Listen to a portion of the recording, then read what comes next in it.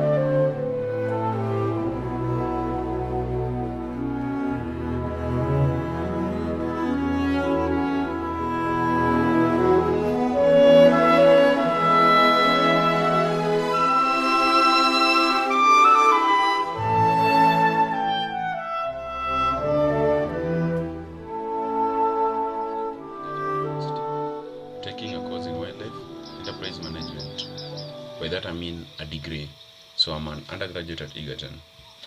With this course, maybe one of the fun things I had to like through the course was ornithology.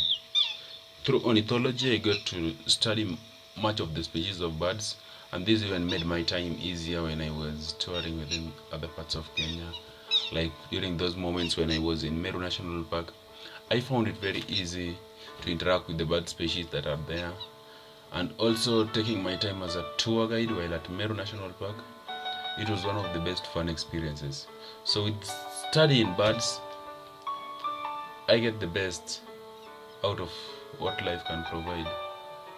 Ornithology is not actually the best thing for everyone, but it's one of the coolest ventures if you can make your way to succeed in ornithology. So if you wanna be much of the ornithology guy, you'll have to quit sleep. That's one of the disadvantages with ornithology, because you have to rise up very early in the morning and go with the birds as they also rise up. Because as we know, birds are those kind of creatures that utilize the amount of energy that they have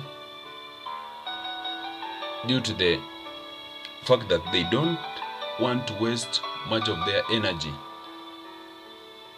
which are very essential for them in maintaining flight.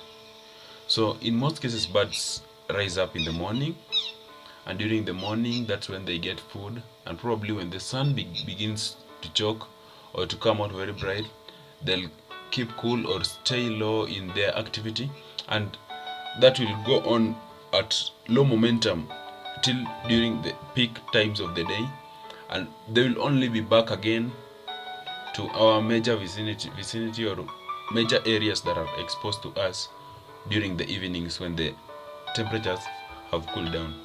So my best time is the morning, because actually in the evening there's too much interruption, so you can't enjoy study of birds during the evening.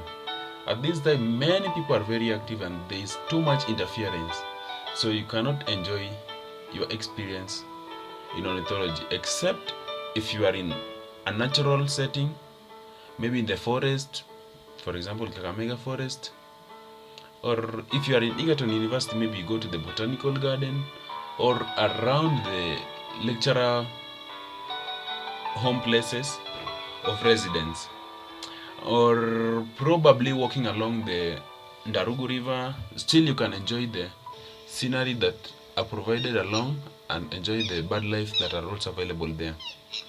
And for the morning case, you just have to walk freely.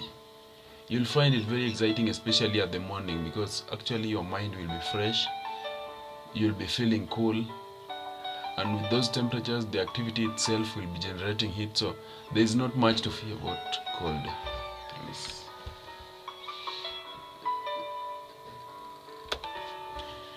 You also get to see major, sorry for that interference, it was somehow technical during the machine.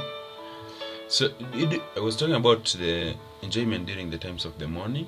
At these times of the morning, you get to interact with majority of the species of birds that have just risen.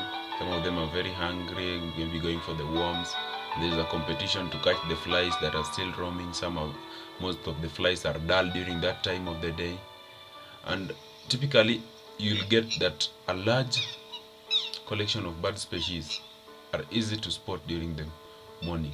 And if you are at Egerton University, the best parts that you can explore for bird watching, you can go through the Egerton West Lagoon that's located around the Egerton main gate.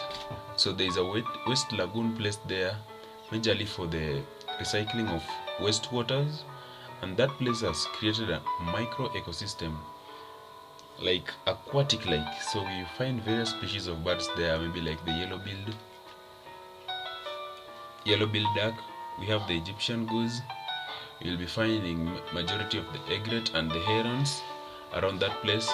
We also have the swifts that are very fond of the second pond, and we have others like the moorhen, and not to forget about the crows themselves, the pied and the cape rook. We also have the grey-capped crane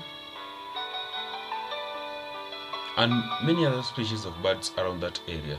So that place itself, it has created magic. And you can go through the pavilion itself that acts as the playground for the crows. If you go to that time during the morning, I think that place will be the best for anyone interested in research on the crows or the Cape Brooks. And another place to venture in is walking through towards the Tartan Park. Through the Tartan Park itself provides a great environment and has a diverse amount of bird species, all through towards Botanical Garden. When you reach the Botanical Garden, that itself now will be like a heaven for the birds and a beauty for the bird watchers. So that will go hand in hand in presenting you the best of quality stuff that you can like to watch. Apart from that one, you can still walk through the agricultural park. There you will find majority of the birds that are used to now interacting with livestock and with the farmland. Some that also take advantage of our farm products, maybe like those that are being farmed around. We have like the maize being farmed around Egerton Park. You can also, while at the farmland, you can explore through the maize plantations, walk through them, and while walking through that, you will find large amounts of bird life, especially the citrines. Very many around those areas. So you'll walk through and connect back to Ndarugu River. If you have connected back to the Ndarugu River, you can walk along that place until you connect back to the Buruburu areas, stroke hostels. And I think those are some of the major parts. If we leave alone the lecturer areas of residence, which those areas are typically good for almost all parts of the day, because in those areas the environment remains cool and there is always minimal interference from students. So that place, maybe you can reserve it for a full day expedition. So thank you, and you're welcome to Egerton. Next time you come, check out if we are available. If we are available, we'll take you through the tour. Thank you. Remember to subscribe.